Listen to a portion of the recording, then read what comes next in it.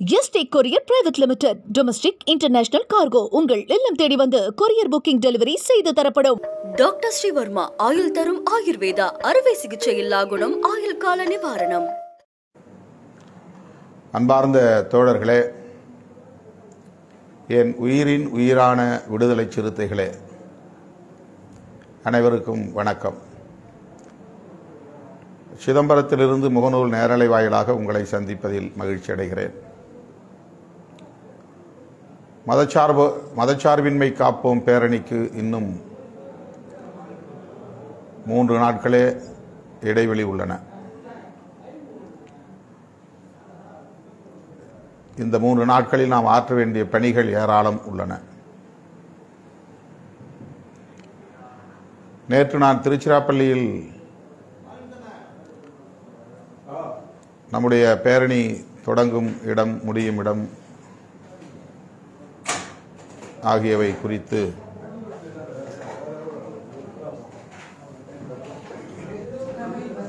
இயக்க தோழர்களோடு, முன்னணி தோழர்களோடு கலந்தாய்வு செய்தேன். நேற்றைக்கு முதல் நாள் 9ஆம் தேதி.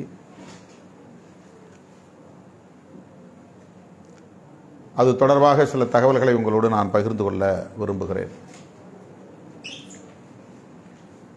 திருச்சிராப்பள்ளியை நாம் தேர்வு செய்வதற்கு மிக முக்கியமான காரணம், தமிழ்நாட்டின் 4 திசைகளில் இருந்தும் 4 மணி நேரத்திற்குள்ளாக வந்து சேர்ந்து விட முடியும் என்கிற ஒரு மையமான இடம் திருச்சி. அதிகபட்சம் 5 அல்லது 6 மணி நேரத்திற்குள்ளாக வந்துவிட முடியும். கன்னியாகுமரியிலிருந்து திருச்சிராப்பள்ளிக்கு வருவதுதான் அதிகபட்சம் நீண்ட தூரம். சென்னையிலிருந்து 5 அல்லது 5.5 மணி நேரத்திற்குள்ளாக வந்துவிட முடியும். கோவையிலிருந்து, நீலகிரியிலிருந்து 4 மணி நேரத்திற்குள்ளாக வந்துவிட முடியும். அதிகபட்சம் 4.5 மணி நேரம்.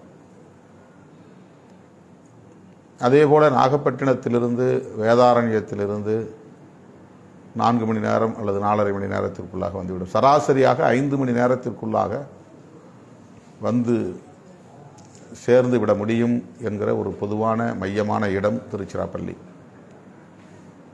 சென்னையில் நடத்துவதாக இருந்தால் கன்னியாகுமரியிலிருந்து வரக்கூடியவர்களுக்கு அதுபோல 2 மடங்கு நேரம் ஆகும். வாகனங்களுக்கான கட்டணம் 3 மடங்கு 4 மடங்கு அதிகமாகும். மதுரையிலிருந்து 1.5 மணி நேரத்திற்குள்ளாக வந்துவிட முடியும். தஞ்சையிலிருந்து 1 மணி நேரத்திற்குள்ளாக வந்துவிட முடியும். சேலத்திலிருந்தும் மிக அருகில் இருக்கிற காரணத்தினால் 2 மணி நேரத்திற்குள்ளாக வந்துவிட முடியும். ஆகவே திருச்சி ஒரு மையமான பகுதி. குறைந்த அளவு நேரத்தில் அந்த இடத்தை வந்து சேர்ந்து விட முடியும். எனவே காலையில் 10 மணிக்கு பயணத்தை தொடங்கினால் கூட 3 அல்லது 4 மணிக்கு வந்து சேர்ந்து விட முடியும். ஆனால் 8 மணிக்கே பயணத்தை தொடங்குவதுதான் சரியானது. 10 மணிக்கு மேல் புறப்படுவோம் என்று யாரும் அலட்சியமாக இருந்துவிடக்கூடாது. சென்னையிலிருந்து புறப்படக்கூடியவர்களாக இருந்தாலும், கன்னியாகுமரியிலிருந்து புறப்படக்கூடியவர்களாக இருந்தாலும்,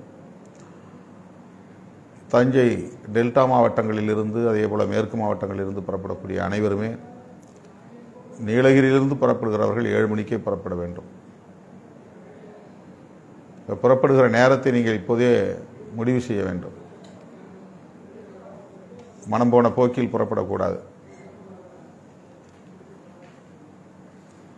அமர போகலாம் என்று எண்ணக்கூடாது. மாலை 5 மணிக்குத்தான் பேரணி தொடங்கும் என்று கருதக்கூடாது. 10 மணிக்கு மேல்தான் தலைவர் பேசுவார் என்று எண்ணக்கூடாது. இது வெறும் பேரணி, மாநாடு அல்ல. 7 மணிக்கு தொடங்கி 12 மணிக்கு முடிக்க கூடிய நிகழ்ச்சி அல்ல. சரியாக 3 மணிக்கெல்லாம் நாம் திருச்சிராப்பள்ளியிலே குவிய வேண்டும் என்று திட்டமிட்டால்தான் 4 மணிக்காவது வந்து சேர முடியும். 4 மணிக்கு மேல் திருச்சிக்கு வருவதிலே எந்த பயனும் இல்லை. 4 மணிக்குள்ளாக வந்து சேர வேண்டும். உங்கள் தூரத்தையும் நேரத்தையும் நீங்கள் கணக்கிட்டுக் கொள்ள வேண்டும். திருச்சியை நெருங்க நெருங்க போக்குவரத்து நெரிசல் கூடலாம். நம்முடைய வண்டிகளே நமக்கு முன்னால் மெல்ல ஊர்ந்து போகும். ஆகவே எவ்வளவு ஏர்லியராக, அதாவது முன்கூட்டியே புறப்பட முடியுமோ அவ்வளவு விரைவாக மதுரை பக்கத்திலே வெள்ளன என்று சொல்வார்கள், அப்படி வெள்ளனவே புறப்பட வேண்டும், முன்கூட்டியே புறப்பட வேண்டும். கன்னியாகுமரியில் இருப்பவர்களெல்லாம் காலை 6:30 7 மணிக்கெல்லாம் வண்டியில் அமர்ந்து பயணத்தை தொடங்கிவிட வேண்டும். நீலகிரியிலிருந்து மலை பகுதிகளிலிருந்து கீழே இறங்குவதற்கே நமக்கு 2 மணி நேரம் ஆகிவிடும். எனவே மற்றவர்களைப் போல 10 மணிக்கு மேல் புறப்படலாம் என்று எண்ணி நிகழ்ச்சியெல்லாம் முடிந்த பிறகு நீங்கள் திருச்சிக்கு வந்து பயனில்லாமல் போய்விடும். 4 மணிக்கு பேரணியை தொடங்கினால்தான் 6 மணிக்கு நாம் முடிக்க முடியும். நான் சில நிமிடங்கள், ஒரு அரை மணி நேரம் உங்களிடையே பேச முடியும். 7 மணிக்குள்ளாக எல்லா நிகழ்வுகளையும் நாம் நிறைவு செய்தாக வேண்டும். 7 மணிக்கு மேலே நிகழ்ச்சி இருக்காது. திருச்சிராப்பள்ளியில் சர்க்கியூட் ஹவுஸ் என்று சொல்லக்கூடிய இடம், அல்லது டிவிஎஸ் ரவுண்டானா என்று சொல்லக்கூடிய இடம், சென்னையிலிருந்து மதுரை செல்லக்கூடிய நெடுஞ்சாலை, 4 வழிச்சாலை, ஒரு மேம்பாலம், கண்ணப்பர் ஹோட்டலுக்கு பக்கத்திலே மேம்பாலம் செல்கிறது. இந்த மேம்பாலத்திற்கு கீழே உள்ள பகுதி தான் டிவிஎஸ் ரவுண்டானா என்று சொல்லுகிற ஒரு மையமான பகுதி. அந்த இடத்துல தான் வந்து அரசாங்கத்தினுடைய விருந்தினர் விடுதி இருக்குது, சர்க்கியூட் ஹவுஸ். அந்த இடத்தில் நாம் அசெம்பிள் ஆகிறோம், அதாவது குவிகிறோம், திரளுகிறோம். அங்கே ஒரு சிறிய மேடை போடப்படும். அந்த மேடையில் நின்று நான் சில குறிப்புகளை, வழிகாட்டும் நெறிமுறைகளை சொல்லுவேன். அறிவிப்பு செய்யப்படும். அது அறிவிப்பு செய்வதற்காக, பேரணி தொடங்குகிறது என்கிற அறிவிப்பை செய்வதற்காக அங்கே மேடை. அங்கு பெரிய அளவில் உரையாற்றுவது இருக்காது. முதலில் நாம் தலைமையிலிருந்து நம்முடைய தோழர்கள் தயார் செய்யக்கூடிய ஒரு 3 அலங்கார ஊர்தி, அரசியல் அமைப்பு சட்டத்தின் முக்கியத்துவத்தை உணர்த்தக்கூடிய ஊர்தி, அது முன்னால் செல்லும். அதற்கு அடுத்தபடியாக கோட் சூட்டு அணிந்த தோழர்கள், ஆண்களாக இருந்தாலும் பெண்களாக இருந்தாலும் முன்கூட்டியே வந்துவிட வேண்டும். அவர்கள் முதலில் அலங்கார ஊர்திக்கு அடுத்து அணிவகுத்து நிற்க வேண்டும். முழுமையாக கோட் சூட் அணிந்து வர வேண்டும். வெள்ளை சட்டை, சிவப்பு நிற டை.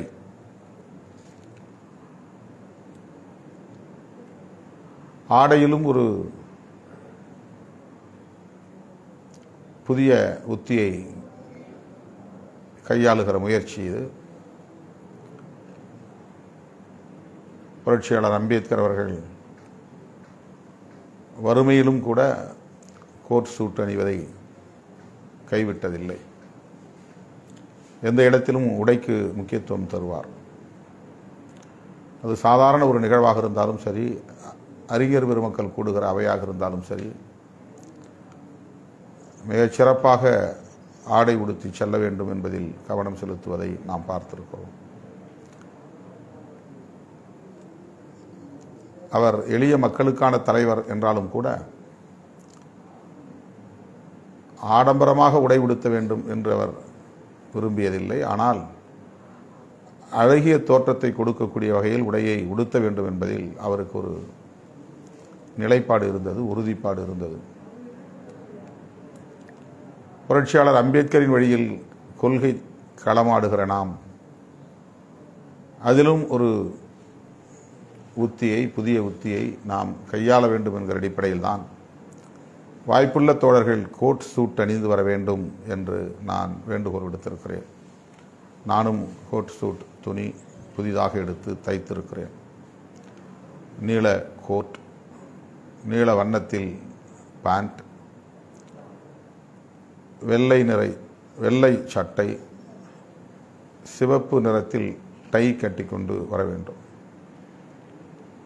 இதை பயன்படுத்தியாவது நீங்கள் ஒரு நல்ல தோற்றத்தோடு அம்பேத்கர் போல மிடுக்கான உடை உடுத்துவதற்கு இந்த வாய்ப்பை பயன்படுத்திக் கொள்ள வேண்டும். ஆகவே அலங்கார ஊர்திக்கு அடுத்து கோட் சூட் அணிந்த தோழர்கள் 500 பேரோ 1000 பேரோ முதலில் அணிவகுத்து செல்ல வேண்டும். அதனைத் தொடர்ந்து பெண்கள் தனியே அணிவகுக்க வேண்டும். கூட்டத்தோடு கூட்டம் இடிபாடுகளுக்குள் சிக்கிக்கொள்ளக்கூடாது. பெண்கள் தனியே வந்து நிற்க வேண்டும். அந்த இடத்திலே டிவிஎஸ் ரவுண்டானா பக்கத்தில் தனியே அணிதிரள வேண்டும். பெண்கள் எல்லாம் முன்னால் வந்துவிட வேண்டும். தோழர்கள் அதற்கு ஒத்துழைக்க வேண்டும். பெண்கள் வந்தால் முன்னே செல்லுங்கள் என்று சொல்ல வேண்டும். அவர்களை இடித்து தள்ளிவிட்டு நீங்கள் முன்னே வரக்கூடாது. நம் வீட்டு பெண்மணிகள் பாதுகாப்பாக வந்து பாதுகாப்பாக திரும்ப வேண்டும். வெயில் நேரம் எந்த அளவுக்கு பெண்களுக்கு சிறுவர்கள் வந்தால் பாதுகாப்பை உறுதிப்படுத்த முடியுமோ அந்த அளவுக்கு அனைவரும் சேர்ந்து அவர்களின் பாதுகாப்பில் கவனம் செலுத்த வேண்டும். ஆகவே கோட் சூட் அணிந்தவர்களின் வரிசைக்கு அடுத்து சீருடை அணிந்த பெண்மணிகள். இந்த முறை நாம் 25,000 பெண்மணிகள் சேலை உடுத்தக்கூடிய வகையில் புதிய சேலைகளை அச்சிட்டு இருக்கிறோம். தலைமையிலிருந்து என்ன அடக்க விலையோ அந்த அடக்க விலை கொடுத்து மாவட்ட செயலாளர்கள், கட்சியின் மாவட்ட செயலாளர்கள் அந்த புடவைகளை வாங்கி கட்டணம் இல்லாமல் பெண்மணிகளுக்கு வழங்க வேண்டும் என்று நான் கூறியிருக்கிறேன், வேண்டுகோள் விடுத்திருக்கிறேன். சேலைகள் வந்து தலைமையகத்தில் காத்திருக்கின்றன. இன்றைக்கு தேதி 11. ஒரு சில மாவட்ட செயலாளர்கள் மட்டும்தான் புடவைகளுக்கான கட்டணத்தை ஜிபே மூலம் செலுத்தியிருக்கிறார்கள். சிலர் நேரிலே வந்து பெற்று சென்று இருக்கிறார்கள். இன்னும் 90 விழுக்காடு அளவுக்கு சேலைகள் தலைமையகத்திலேயே இருக்கின்றன. இன்றைக்குள் தோழர்கள் உடனடியாக அதை பெற்றுக்கொள்வதற்குரிய முயற்சிகளை மேற்கொள்ள வேண்டும். அப்போ தான் 2 நாளில் நம்ம டிஸ்ட்ரிபியூட் பண்ண முடியும், விநியோகம் செய்ய முடியும், பெண்மணிகளுக்கு வழங்க வேண்டும். மேலும் காலந்தாழ்த்தக்கூடாது. உடனடியாக அதிவேகமாக இதில் தோழர்கள் ஈடுபாடு காட்ட வேண்டும், அந்த கடமைகளை ஆற்ற வேண்டும் என்று கேட்டுக்கொள்கிறேன். இந்த சேலைகளில் நமது சின்னம் பானை அச்சிடப்பட்டிருக்கிறது. முந்தியிலே பானைகள் இருக்கின்றன. சேலையின் ஓரப்பகுதிகளில் வரம்புகளில் நட்சத்திரம் சின்னத்தோடு பானை சின்னமும் இடம்பெற்றிருக்கிறது. அங்கீகாரம் பெற்ற பிறகு நாம் அச்சிட்டு இருக்கிற இந்த 25,000 சேலைகளில் பானை சின்னம் பொறிக்கப்பட்டிருக்கிறது என்பதை மகிழ்ச்சியோடு தெரிவித்துக் கொள்கிறேன். எனவே மாவட்ட செயலாளர்கள் உடனடியாக ஆட்களை அனுப்பி சேலைகளை பெற்றுக்கொள்ள வேண்டும் என்று கேட்டுக்கொள்கிறேன். ஒரு சேலை 140 ரூபாய் அடக்க விலை. 100 சேலை என்றால் 14,000 ரூபாய். இதனை கட்டணத்தை செலுத்தி பெற்றுக்கொள்ள வேண்டும். இன்றைக்கே அந்த பணிகளை முடிக்க வேண்டும். நாளை மறுநாள் 2 நாட்களில் புடவைகளை பெண்மணிகளுக்கு விநியோகம் செய்ய வேண்டும். அவர்களுக்கென்று தனியே வண்டிகளை முன்பதிவு செய்து பெண்கள் மட்டும் வரக்கூடிய வண்டிகள் ஏற்பாடு செய்ய வேண்டும். ஒரு வண்டியிலே பெண்கள் மட்டும், இந்த பகுதியிலிருந்து 2 பேருந்துகளில் பெண்கள் வருகிறார்கள், 150 பேர் அல்லது 120 பேர் என்கிற வகையில் இந்த மாவட்டத்தின் பெயரை பொருத்தி வண்டிகள் வர வேண்டும். இந்த வண்டிகளை சென்னை மதுரை நெடுஞ்சாலையில் மக்களை டிவிஎஸ் ரவுண்டானா அருகிலே இறக்கிவிட்டு அதற்கு பக்கத்திலே இருக்கிற அண்ணா ஸ்டேடியம் என்கிற இடத்தில் வண்டிகளை நிறுத்துவதற்கு காவல்துறை ஏற்பாடு செய்திருக்கிறது. வட மாவட்டங்களிலிருந்து வரக்கூடிய வண்டிகள் அனைத்தும் அண்ணா ஸ்டேடியத்தில் இருக்கும். டெல்டா மாவட்டம், மேற்கு மாவட்டங்களிலிருந்து வரக்கூடியவர்களும் அங்கே நிறுத்தலாம். அங்கே நிறுத்துவதற்கு இடமில்லை, ஆயிரக்கணக்கான வண்டிகள் நிறுத்தப்பட்டு விட்டன என்ற பிறகு அந்த வண்டிகள் அங்கிருந்து ஒரு 1.5 கிலோமீட்டர் தள்ளி பஞ்சப்பூர் என்கிற இடத்துல புதிய பேருந்து நிலையம், அண்ணா பேருந்து முனையம், கலைஞர் பேருந்து முனையம் என்று புதிய பேருந்து நிலையம் அங்கே கட்டப்பட்டிருக்கிறது. அந்த இடத்துக்கு பெயர் பஞ்சப்பூர். அது 4 வழிச்சாலையிலேயே இருக்கிறது. அங்கே போய் வண்டியை நிறுத்தவும். மக்களை இங்கே டிவிஎஸ் ரவுண்டானாவில் இறக்கி விட்டுவிட்டு வண்டிகளை அங்கே கொண்டு போய் நிறுத்த வேண்டும். அண்ணா ஸ்டேடியத்தில் இடமில்லை என்ற பிறகு பேரணி முடியும் நேரத்தில் 6 மணிக்கு நீங்கள் அங்கிருந்து கிளம்பிடும். 7 மணிக்கு நிகழ்ச்சி முடிஞ்சிடும். எந்த இடத்தில் இறக்கி விட்டீர்களோ அந்த இடத்தில் வந்து மறுபடியும் அவர்களை ஏற்றிக்கொள்ள வேண்டும். இப்போ தென் மாவட்டங்களிலிருந்து வரக்கூடிய வண்டிகள் அனைத்தும் பஞ்சப்பூரை தாண்டி வந்து டிவிஎஸ் பகுதியில் இறக்கிவிட்டு பிறகு அந்த வண்டிகள் மறுபடியும் பஞ்சப்பூரில் போய் நின்றுவிட வேண்டும். தென் மாவட்ட வண்டிகள் அனைத்தும் பஞ்சப்பூரில் நிறுத்த வேண்டும். 10 மாவட்டங்களுக்குரிய வண்டிகள் அனைத்தும் பார்க்கிங் பஞ்சப்பூர் தான். அண்ணா ஸ்டேடியத்தில் இந்த 3 பகுதிகளிலிருந்து வரக்கூடிய வண்டிகள் நிறுத்த பெற்று இடம் இல்லை என்ற பிறகு பஞ்சப்பூர் போக வேண்டும். காவல்துறைக்கு ஒத்துழைக்க வேண்டும். நம்முடைய கட்சி சார்பில் கிட்டத்தட்ட 300 வாலண்டியர்ஸ், தன்னார்வ தொண்டர்கள் இதற்காக ஏற்பாடு செய்யப்பட்டிருக்கிறார்கள். இந்த பணிகளை கவனிப்பதற்கு வட மாவட்டங்களிலிருந்து வரக்கூடிய வண்டிகளை எந்த இடத்தில் நிப்பாட்ட வேண்டும், எங்கே மக்களை இறக்கிவிட வேண்டும், பிறகு எங்கே வந்து மக்களை ஏற்றிக்கொள்ள வேண்டும் என்பதையெல்லாம் நெறிப்படுத்துவதற்கு விடுதலை செழியன் தலைமையில் சில தன்னார்வ தொண்டர்கள் நியமிக்கப்படுகிறார்கள். அவர்கள் காவல்துறையினரோடும் உங்களோடும் தொடர்பிலே இருப்பார்கள். டெல்டா மாவட்டங்களிலிருந்து வரக்கூடிய தோழர்களை ஒருங்கிணைப்பதற்கு தோழர் பொதுநிவளவன் நியமிக்கப்பட்டிருக்கிறார். தருமபுரி, சேலம், கோவை, ஈரோடு போன்ற மேற்கு மாவட்டங்களிலிருந்து வரக்கூடிய வண்டிகள் வாகனங்களை எல்லாம் அண்ணா ஸ்டேடியத்தில் நிறுத்துவதற்கும், எஞ்சிய வண்டிகளை பஞ்சப்பூரில் நிறுத்துவதற்கும், ஆட்களை இறக்கி விடுவதற்கும் ஏற்றுவதற்கும் எந்த இடத்தில் என்பதையெல்லாம் வழிகாட்டுவதற்கு வாலண்டியர்ஸ், தன்னார்வ தொண்டர்கள் ஏற்பாடு செய்யப்பட்டிருக்கிறார்கள். தென் மாவட்டங்களிலிருந்து வரக்கூடிய வண்டிகள் கனியமுதன் பொறுப்பேற்றிருக்கிறார். அவருக்கும் கீழே ஏராளமான தன்னார்வ தொண்டர்கள் தேர்வு செய்யப்பட்டிருக்கிறார்கள். அவர்கள் ஆங்காங்கே நின்று வாகன கட்டுப்பாட்டு பணிகளில் ஈடுபட வேண்டுமே தவிர பேரணிக்கு வர வேண்டும், எல்லோரோடும் சேர்ந்து கோஷமிட வேண்டும், தலைவரோடு நின்று படம் எடுக்க வேண்டும் என்றெல்லாம் கருதக்கூடாது.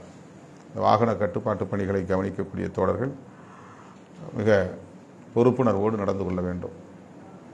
வண்டிகளை எங்கே நிறுத்துவது, பிறகு அந்த வண்டிகளை எந்த நேரத்தில் டிவிஎஸ் ரவுண்டானா அருகே கொண்டு வருவது, எப்படி இறக்கிவிட்ட மக்களை மறுபடி ஏற்றுவது என்கிற இந்த பணிகளை செய்து முடிக்கிற வரையில் இந்த வாகன கட்டுப்பாட்டு பணிகளை மேற்கொள்ளவிருக்கிற இயக்கத் தோழர்கள் மிகுந்த பொறுப்புணர்வோடு நடந்து கொள்ள வேண்டும்.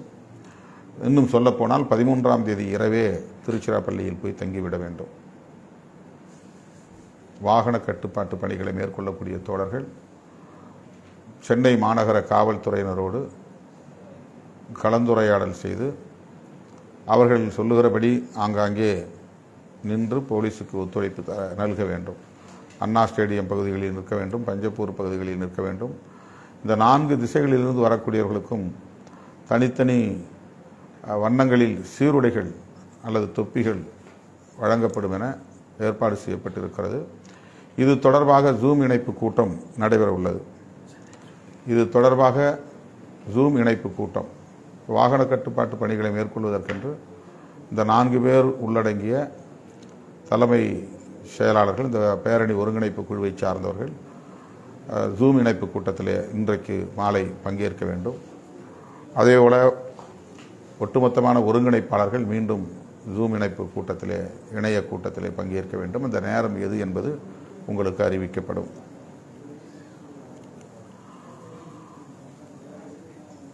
எல்லா மாவட்டங்களிலிருந்தும் மாவட்ட செயலாளர்கள் மற்றும் முன்னணி பொறுப்பாளர்கள்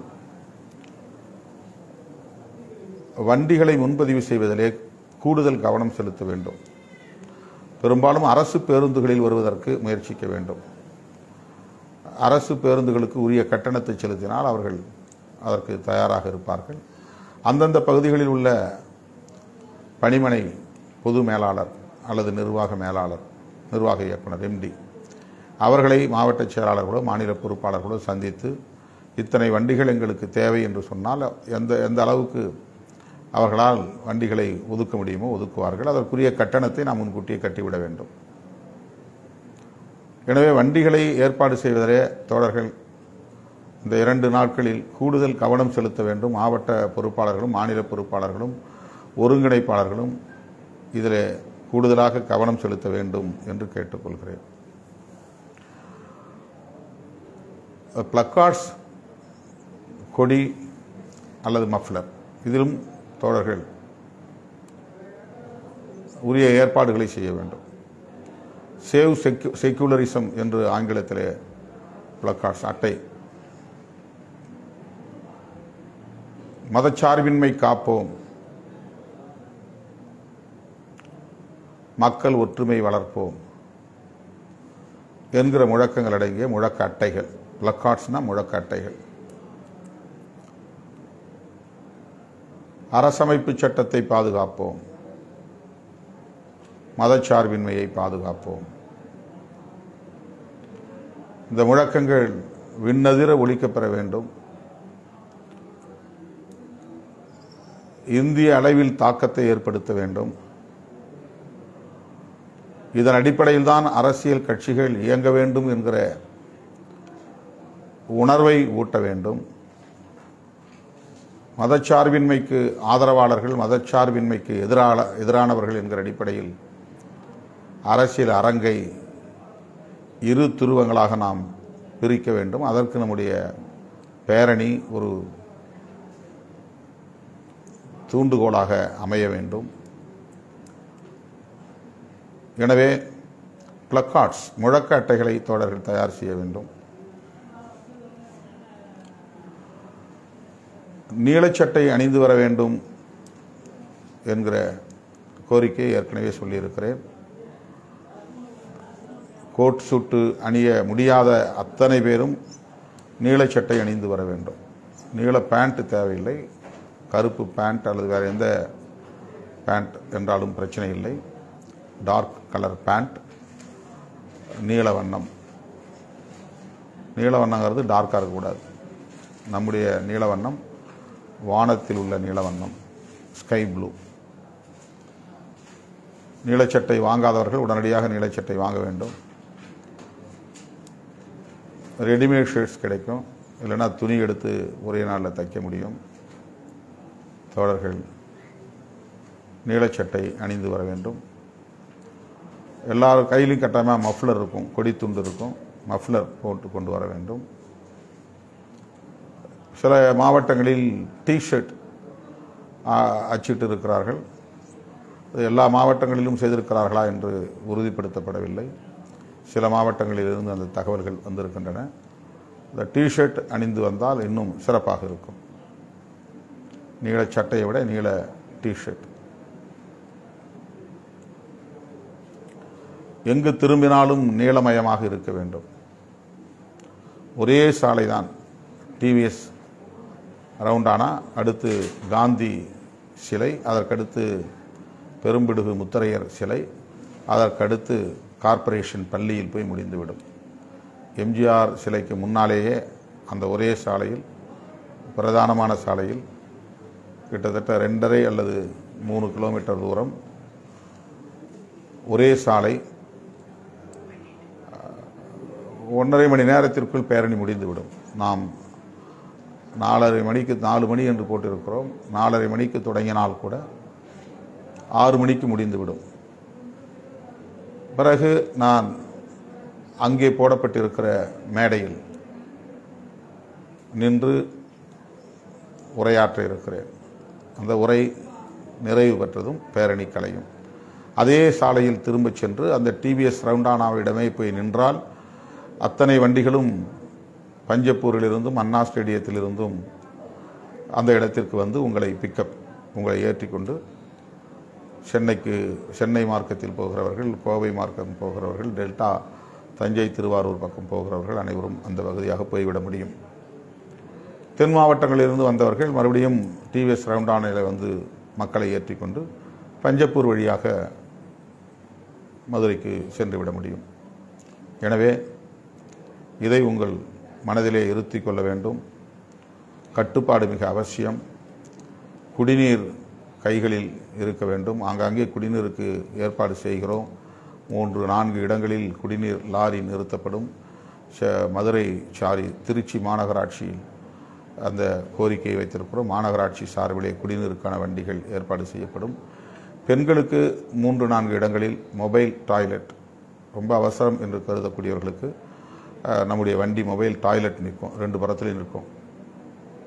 அந்த சாலையில் 3 அல்லது 4 இடங்களில், 6 இடங்களில் என்று கருதுகிறேன், 6 மொபைல் டாய்லெட் ஏற்பாடு செய்யப்பட்டிருக்கிறது.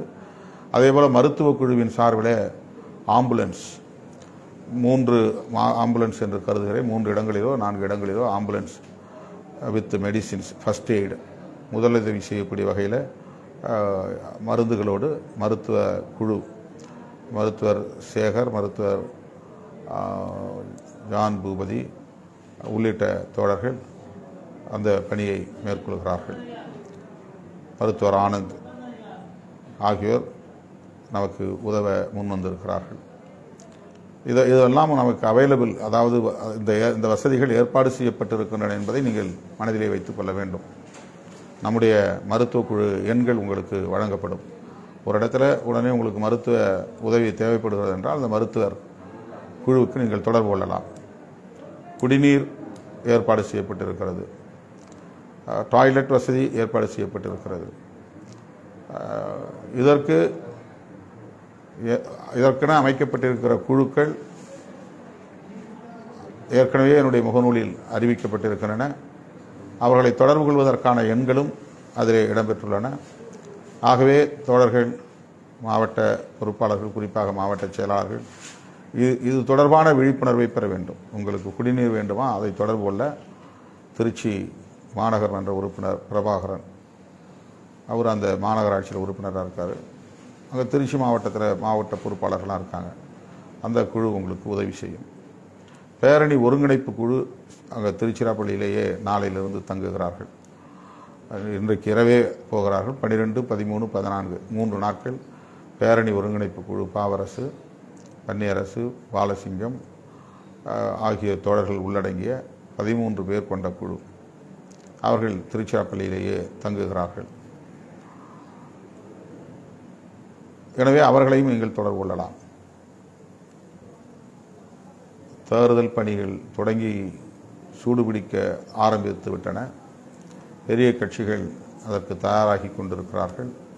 கூட்டணி மற்றும் கூட்டணி பேச்சுவார்த்தை ஆகியவையும் இப்போது தொடங்கும் நிலையில் உள்ளன. நாம் இந்த நேரத்தில் கூடுகிறோம். இது தேர்தலுக்கானது அல்ல, தேசத்திற்கானது, மக்களுக்கானது, அரசமைப்பு சட்டத்திற்கானது, அரசமைப்பு சட்டத்தின் உயிர்மூச்சு கோட்பாடான மதச்சார்பின்மைக்கானது. மதச்சார்பின்மை என்பதுதான் இந்தியாவின் மையப்பொருளாக இருக்கிறது, விவாதத்திற்குரிய மையப்பொருளாக இருக்கிறது. பாரதிய ஜனதா எழுச்சி பெற்ற பிறகு மதச்சார்பின்மை என்பது கேள்விக்குறியாக மாறி இருக்கிறது. பாரதிய ஜனதா வளர்ச்சி பெற்ற பிறகு அரசமைப்பு சட்டத்தின் பாதுகாப்பு கேள்விக்குறியாக மாறியிருக்கிறது. அரசமைப்பு சட்டத்தின் பாதுகாப்பு என்று சொன்னால் பல முரண்கள் இருந்தாலும் கூட முதன்மையான முரண்பாடு, அடிப்படையான முரண்பாடு மதச்சார்பின்மை தொடர்பானதுதான். பாரதிய ஜனதாவும் அதன் தலைமையிலான கட்சிகளும் மதச்சார்பின்மைக்கு எதிராக இயங்குகின்றன. காங்கிரசும் அதன் தலைமையிலான கூட்டணி கட்சிகளும் மதச்சார்பின்மையை பாதுகாப்பதற்காக போராடுகின்றன. இந்த அரசியலை இருதுருவ அரசியலாக மாற்றுவதில் விடுதலை சிறுத்தைகள் பெரும்பங்கு ஆற்றி வருகிறது.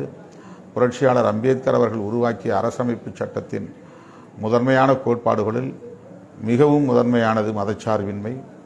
மதச்சார்பின்மை என்பதுதான் இன்றைக்கு பேசுபடு பொருளாக மாறியிருக்கிறது. எனவேதான் அதை நாம் கூர்மைப்படுத்துகிறோம், அதை நாம் முதன்மைப்படுத்துகிறோம். அதன் தொடர்பான உரையாடல்களை நாம் தீவிரப்படுத்துகிறோம். அப்போதுதான் ஜனநாயக சக்திகளை இன்னும் துணிவாக வெளியே கொண்டு வர முடியும், அவர்களை ஒருங்கிணைக்க முடியும், ஓரணியில் திரட்ட முடியும் என்கிற நம்பிக்கையில் நாம் இந்த முயற்சியை மேற்கொள்கிறோம். நம்முடைய இந்த முயற்சி வெற்றி பெற வேண்டும். அதற்கு பேரணி அமைதியாகவும் கட்டுப்பாடாகவும் நடக்க வேண்டும். அதுதான் முக்கியமானது. பேரணி வெற்றி பெற்று விட்டது என்று எப்போது நம்மால் சொல்ல முடியும் என்றால், பேரணி கட்டுப்பாடாக நடந்தது, பேரணி மிகவும் அமைதியாக நடந்தது என்பதுதான் முதல் வெற்றி. பேரணியில் இத்தனை லட்சம் பேர் திரண்டார்கள் என்பது இரண்டாவது தான். பேரணியில் இந்த அரசியல் முதன்மைப்படுத்தப்பட்டது என்பதும் அதிலே முதன்மையானது. ஆனாலும் அமைதியாகவும் கட்டுப்பாடாகவும் நடந்தது என்பதுதான் எல்லாவற்றிலும் முதன்மையானது என்பதை மறுபடியும் நான் சொல்ல கடமைப்பட்டிருக்கிறேன். ஆகவே பயணிக்கிற போதும் பாதுகாப்பில் கவனம் வேண்டும். திரும்புகிற போதும் சரி, திருச்சிக்கு வருகிற போதும் சரி, திருச்சியிலிருந்து திரும்புகிற போதும் சரி, வேகம் மிக குறைவாக இருக்க வேண்டும், விவேகம் கூடுதலாக இருக்க வேண்டும். பாதுகாப்பாக பயணித்தோம் என்பதையும் பதிவு செய்ய வேண்டும். ஒருவருக்கு கூட பயணத்தில் எந்த பாதிப்பும் நேர்ந்துவிடக்கூடாது. எந்த இடத்திலும் வண்டியை நிறுத்திவிட்டு உணவு அருந்தினோம், குடிநீர் அருந்தினோம், தேநீர் அருந்தினோம், அதனால் ஒரு இடத்திலே பிரச்சனை உருவானது என்கிற இடத்திற்கு நாம் வாய்ப்பளித்து விடக்கூடாது. அப்படி ஒரு சூழலுக்கு இடமளித்து விடக்கூடாது. ஆகவே வருகிற போதே உணவையும் நீங்கள் ஏற்பாடு செய்து கொள்ள வேண்டும், குடிநீரையும் ஏற்பாடு செய்து கொள்ள வேண்டும். எந்த இடத்திலும் பயணத்தில் வண்டிகளை நிறுத்தக்கூடாது. பாதுகாப்பாக வீடு போய் சேர வேண்டும்.